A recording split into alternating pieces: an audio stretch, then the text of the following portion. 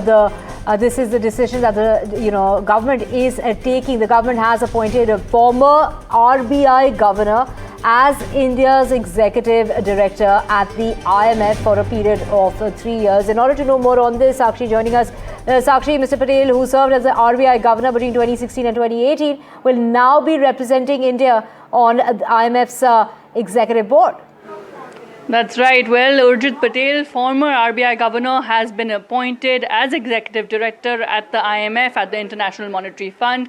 Right, like you rightly said, he did serve as India's RBI governor from 2016-2018, and he was the 24th RBI governor, succeeding Raghuram Rajan. And this, of course, is coming in as a big boost, not just for Urjit Patel, but also for India's representation at the IMF. Now, why is this critical at this point in time? It is critical at a time when, of course, India is facing the US 50% tariffs. It is critical as Urjit Patel is someone who has looked at financial stability earlier. He is someone who's looked at research earlier. And he's not just served as the RBI governor, he's also served as a deputy RBI governor. He's someone who has looked at the framework essentially for India for a very, very long time. And therefore, economists believe that this timing of his appointment is critical at a moment when India is looking at battling this 50% tariff, of course. And also, we're looking at times with the geopolitical trade uncertainties at large, as well as different dynamics for India and different trade relations across the globe. So this timing of this appointment is very critical for Urjit Patel as well as for the IMF.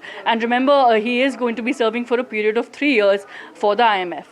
Right, he of course worked with the IMF earlier as well, and held many roles. He's put on many hats. Take us through his background. That's right. Many achievements there. The first up coming in, of course, succeeding Raghuram Rajan, someone who's looked at, like you were mentioning, someone who's had, a past where he has looked at, research, financial stability. He's looked at various aspects, even statistically. So therefore, someone who has a very, very sound understanding of the financial and economic framework, really, not just for India, but also how that, parallels to what's happening in the rest of the world around us at the moment. And therefore, this timing of this appointment is critical as far as Urjit Patel is concerned, as well as for India's representation at the IMF is concerned. Remember, the IMF also has around 25 directors on their board.